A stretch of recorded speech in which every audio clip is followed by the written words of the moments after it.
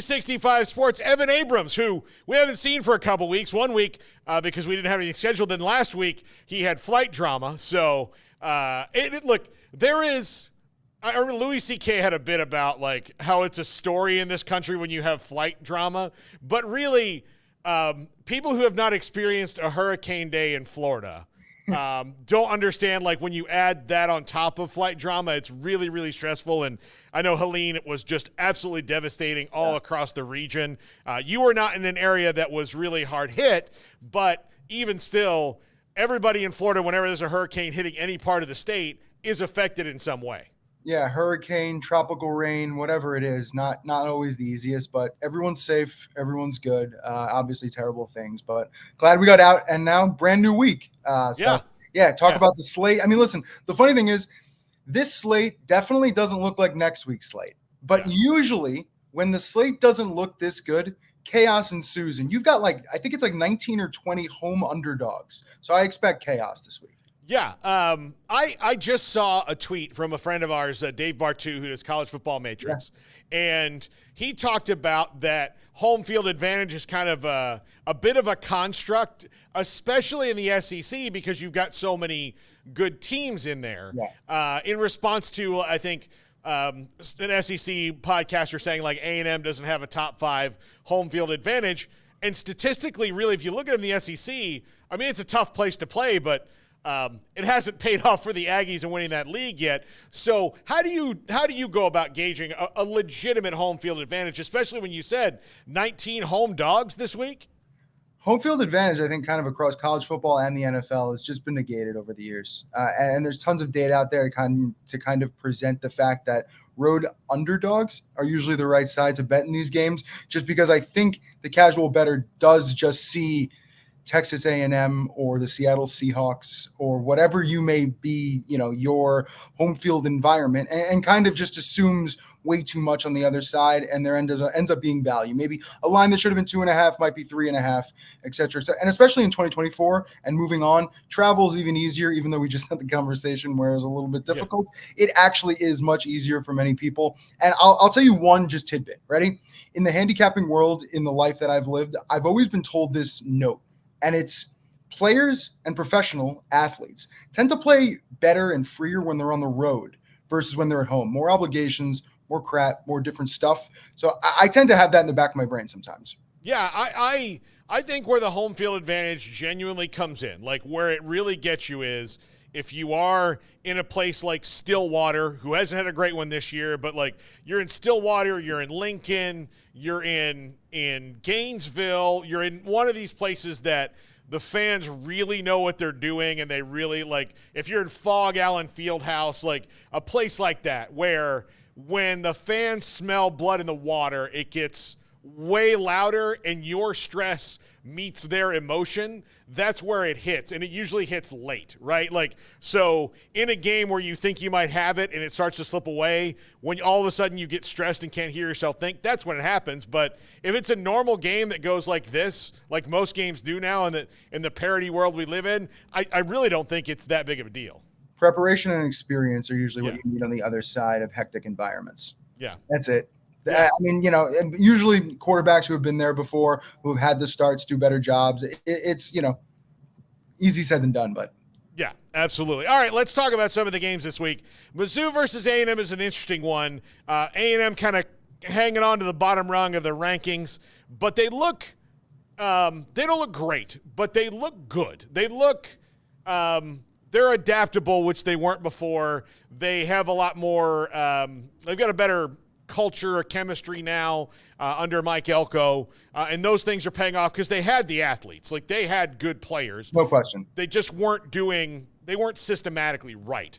And Mike Elko has kind of installed that. Now, they're probably a year or two away from really contending in that league, but Mizzou hasn't really looked like a top 10 team yet. Like, they're good. We know they're good, but they've got to start beating somebody. This is their opportunity. How do you see this one? And why, they've got a nice little, A&M's one of those home dogs, but where do you see this kind of moving and where the good bets are? No, so actually in this one, A&M, the look ahead was minus 4.5 for A&M. It's now 2.5 for A&M. So A&M is the favorite, with Mizzou being a lower ranked team on the road. I think many people would kind of look in this and say Tigers, and that's where the market is. Tickets, money, a lot of action on Missouri in this one. The things I want to look at is, Missouri's not going to be looking ahead. I believe they're on the road against UMass next week. So if anything, this is the game they're going to be focused on. You assume they get their best performance, but just look at a few notes and ideas behind the concept of this game. So teams coming off a neutral site matchup, which, A&M was in a battle last week, 63% win percentage in their next game, 89-23 straight up. So pretty good when that game is played at home. So home field advantage off neutral, pretty good. Now you look at the fact you've got Missouri on the road in this one, and they're getting points. Normally, most people would look to that side. Top 10 teams listed at underdogs versus teams outside the top 10, just 5-14 straight up, 8-11 against the number over the last 4 seasons. So most people say one way, tends up going the other. And then the last one I'll give you here, favorites and ranked matchups, 57% in the last 5 seasons. I think everyone's going to want to take Missouri in this one. I like Texas A&M under that field goal, but under the field goal is kind of key, obviously, in this circumstance. 2 has become a bigger key number in the NFL. 3 still king in college football. So under that field goal is good for me. I'm very curious to see how it plays out, and if is Mizzou getting too much credit? Is A&M not getting enough, or is it flipped? The line's really intriguing, right? Because I think most people would think the opposite and assume A&M based off how they played this year, but market's kind of telling you something here. So we're going to go with the flow. Yeah, absolutely. I was at SMU FSU last week, and that is a game that blew the number away. Yeah. Although it's not like some of that, like sometimes I feel like there's a number and they're just being nice. Like 5.5 with the way that DJU's been playing just seemed like, well, we don't want to completely break their reputation line. It was the reputation line. Yeah. But SMU had just blown out TCU. They've got Kevin Jennings at quarterback. They're feeling good about themselves. But now they go against Louisville. They're off 2 big wins. Louisville's off a loss, but it is at Louisville. So, like, there is something. Second, week now back in the ACC, and kind of a bigger number here than I thought. I don't have as much of a feel as some other ones with this one, but the market is interesting. So the look ahead was 11. And look ahead, I say that was the first posted line on Game of the Year's look ahead. Now down to 6.5, so under that key number. To me, Louisville's offense just has been unstoppable, as you said it. With its best competition probably being Notre Dame's defense, which probably a little bit better than we expected. But SMU's offense has been effective over the last few weeks, but I just don't see it as quite as good as Louisville's. I would probably play Louisville under that 6.5. I would really like 5.5. I don't think it's ever going to get there, since I would assume it's going to go the other direction. I just don't have a feel here because, again, coming off playing at FSU team, I don't necessarily know what we saw is actually legit. And Louisville's, both sides of the ball, they've looked much better than I expected. So my gut says Louisville, but kind of a tough, let's call it pregame bet. I might want to see a few drives. Yeah. FSU and Clemson this week, 14.5, which I think is too low. but that's from a broken FSU fan who had to watch his team get cooked and eaten like right in front of him. So, but yeah, that's how things have changed in just a week, Right. And like, I mean, Clemson's better than SMU, but like, but one of those things like, this was not a 5.5 point dog really last week, and it's probably not a 14.5 one this week. Like, you have to be reasonable, I get, when you're setting these lines, but yeah, I wouldn't touch anywhere near FSU this year on anything. The board, just for reference, since you did say that, the look ahead there was 5. Yeah. So if that wants to give you any perspective on where we're at. Yeah, absolutely. All right. Rutgers and Nebraska is one that I don't think anybody would have looked at the beginning of the year and be like, man, that's going to be a doozy. It looks like it's going to be a doozy. Both these teams are good. They have similar styles. Greg Schiano and Matt Rule, both from the Northeast, kind of like that kind of style of coaching. And this is one where for either team, this is kind of like a boost game for the next few weeks, and it's going to be tight. Like this one. this one's going to come down to maybe some points at the end, I would think, that stylistically the way these two teams play. You nailed it. I think whoever actually wins this game sees a humongous amount of momentum. And just the fact that we kind of expect both these teams to lose and one of them has to end up winning this one. So it's a funny set of circumstances, but let's talk about the market in the game for a second. So look ahead was Nebraska 5.5, now up to 7. Now I go into this game, at least last week, right? Last week's results happen and I say to myself, I want to bet Nebraska.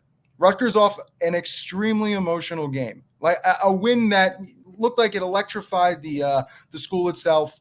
And usually you want to go the other way in this circumstance, but there's one thing that's negating everything, and it's the wind in this game. So looking at some of our Action Labs data, we're looking like 15, 20 mile an hour winds potentially in this one, at least at kickoff. So I'm interested, and I think a lot of other people are because it's moving fast, at under 41.5. I see it 41 in some spots, and if the wind holds, it's going to die down. The one stat kind of overlaying Nebraska over the last few years, 8-31 in one possession game. So since 2018, if this one is tight, I do see Rutgers trying to find a way, but with the wind, I think Shiano, it's going to be a little conservative, and huge wind games. When there's lots of wind, it's like 57% over 1,200 game sample size in our database, 57%. So I have to go with the under as long as that holds. Yeah, that's a good idea. That's a good idea. This one, like, if somebody came and told me 40 points, I'd be like, oh man, 40. Like in this one, I know it. If you look at their stats, 21-20 would make sense, but sure. This game still feels, again, you throw the wind on top of that, the way that both these teams are going to be playing defense first, this feels like 17-16, honestly, to me. That's what it feels like to me. I'll also say this. I usually don't talk about key numbers in college football because there's just too much chaos, but when you get that low, 41.5, things of that nature, those are key. So that's why I kind of I pinned in on that number. A game in which both teams need a win really badly is West Virginia and Oklahoma State in the Big 12. It's in Morgantown, so that could mean something, could not, based on what we talked about earlier. Oklahoma State's reeling right now. They are reeling in a way that we didn't see last year, but we did see 2 years ago. They kind of ride this up and down thing in Gundy world. This one, I really, when I was trying to pick it earlier this week, I have, just picking the winner for our pick'em contest, which is just straight up. Who's the winner, it took me 10 minutes to, figure out who this is. This game's chaos. I'll give you two funny notes, though. So in the NFL world, we call October Kirktober, and Kirk Cousins did throw for 504 last night, so it worked out. In college football, we call it Gundy-tober because he, at least in our database, 46-25 against the spread in the month of October, usually ends up figuring out his teams a few games into the season. That's the best of, I think it's over 300 coaches in our database. And then you say to yourself, okay, large sample size, that's good. What have you done for me recently? 13-3 against the number of the last 5 years as well. So he tends to do this in this spot. So I think it's worth being said off the top that, that is something here. Now, I'll also give you one more note. Road conference dogs with extra rest, which is exactly what we're walking into here, just under 57% against the spread against those home teams on normal rest. So rest is nice, especially when you're hitting the road. Also, don't forget, Arkansas puts over 600 yards of offense in an unlucky loss in Stillwater. Trend says Gundy gets it right. I kind of like West Virginia in this one. Okay, yeah. Again, but you said chaos. I can see the look on your face. You're like, oh, chaos. Yeah. It goes both ways in this one. I expect some points on some level just because I think there's going to be silliness. Yeah. It's going to be that type of college football game, which, you're going to turn around. There's going to be points and you're not going to really remember how. Yeah. All right. So this one, this has a lot of stakes for one guy, at least this week, and Billy Napier. If Billy Napier loses this game, it's very likely that he is not the coach on Sunday morning. And that this is the one that pushes him out the door, which is going to happen anyway. There's nothing he can do at this point. The way they've started, really short of a miracle, that the Pope would have to call him about. But UCF is not well regarded. Gainesville, those fans look down on them. They think that this is not a game that they should lose, even though the last time they played in the bowl game, in the Gasparilla Bowl, UCF won that game. But UCF is coming off getting beaten pretty good by Colorado. They're going to Gainesville. They are the team that has looked better this year than Florida. But this is a huge game for them. It's a huge game for Billy Napier. What do the numbers tell you? This is a different set of circumstances. So I think you nailed it on that. I'll just look at it like a Florida approach overall a little bit before we walk into the game. So line is sitting at just 1.5 right now as Florida being a home dog. If they do close as that home dog, it would be their third game as a home underdog already this season, which would be the most for that school in over 40 years. So the way we're looking at Florida currently is nothing like the past. Now, I believe I even talked about this on this show a few weeks ago. UCF's run game has been absurd. It's come back a little bit since early season, but they've made 37 trips, UCF, into scoring position this year, only averaging 3.2 points per trip. They just haven't been able to finish, and it's been kind of embarrassing and really cost them a few games in that spot. I can't tell you to bet Florida because I just, at this point, I don't know what I'm going to get, but to me, Florida's the right side, but yuck. Yeah. Yeah, that's maybe pick a better game. Yeah. If you're picking one game to put your money on this week, maybe not this one. I mean, even to set it at 1.5, I don't even really think they know. Yeah, that makes a lot of sense. You said you sent me a couple this week. Service Academy games, Navy and Air Force this week. Is that bang the under, or Navy's kind of scoring now? Air Force, we saw them a couple weeks ago here. This is a down year for Air Force. They lost a lot of guys off last year's team. Was really good. But Navy's up, Air Force down. Like, what do we see here? Yeah, so this is the love of the gambling community. Just like Hawaii at midnight, Service Academy unders has been something that people have talked about now for years. I will say, just the blanket number, 50, 10, and 3 since 2003, Service Academy unders. So overall, been absurd, but I think the story of the actual under in itself and the story of the total is the total and where it's moved. So the look ahead was 38.5. It actually got as low as 34.5. Now it's back up to 37. You've seen absolutely a ton of action on both sides of this one. Just to give you an idea of how much action has been played. And not only that, Navy minus 10 on the line. So that's moved a lot as well. This is the 6th most bet game of any college football game this weekend on our slate for us in terms of our data. So a lot of action and a lot of people are interested in this one. And again, I think the trend and the fun of the total is kind of getting people to go into this one a little bit. I will give you a bet, and I kind of like Air Force. I like the points because I will give you a trend here. Underdogs, Service Academy games, 34, 21, and 2 since 2005. Done well almost consistently, and now you're getting double digits. I know Navy's looked ridiculous, but I think I would look to the dog in this one, and then you just got to watch the game to see what happens with the total. Yeah, absolutely. All right, Miami and Cal. Sure. Cal has not run the ball quite as well as I thought. Miami had an adventure last week, but this is an interesting matchup. Could be maybe a trap for Miami.